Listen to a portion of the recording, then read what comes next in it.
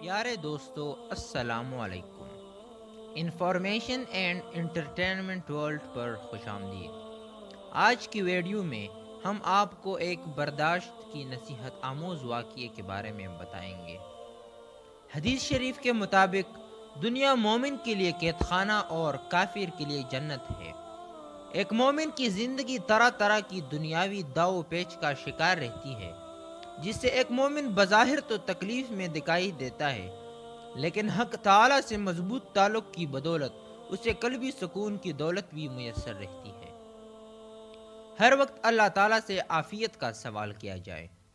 ہاں، اگر کوئی پریشانی آ جائے تو صبر اور دعا کا دامن ہاتھ سے نہ دیا جائے، اور یہ سوچا جائے کہ اس سے بڑھ کر بھی کوئی مصیبت و پریشانی آ سکتی تھی۔ دنیا میں کیسے کیسے مصائب آ سکتے ہیں، اس بارے میں آج ہم اس ویڈیو میں آپ کو حکیم الاسلام حضرت مولانا قاری محمد طیب صاحب رحمۃ اللہ علیہ کا بیان فرمودہ نصیحت آموز واقعہ بتائیں گے۔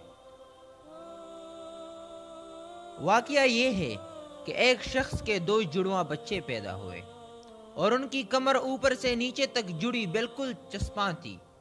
ڈاکٹروں کو جمع کیا گیا کہ یہ دو بچے ہیں اور جڑے ہوئے ہیں، ان کو آپریشن کر کے الگ کر دو۔ ڈاکٹروں نے کہا کہ اگر آپریشن کیا گیا تو دونوں مر جائیں گے، اس لیے کہ جو شہرگ ہے وہ دونوں کی جڑی ہوئی ہے۔ دونوں کی پرورش کی گئی۔ اب ماں بیچاری ایک کو دودھ پلاتی تو دوسرا الٹا پڑا رہتا، اور جب دوسرے کو پلاتی تو پہلا الٹا پڑا رہتا۔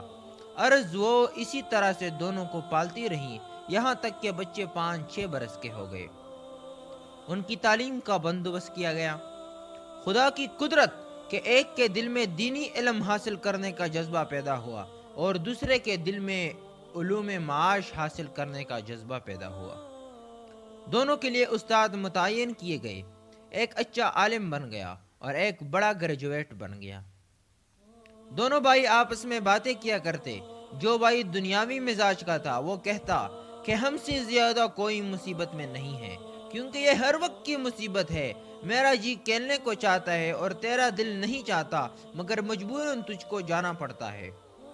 اور اگر میں استنجا کے لیے جانا چاہتا ہوں اور تیرا جی نہیں چاہتا تو تجھ کو بھی جانا پڑتا ہے، تو کوئی اپنے دل کی بات نہیں کر سکتا، لہٰذا ہم سب سے زیادہ مصیبت میں ہیں۔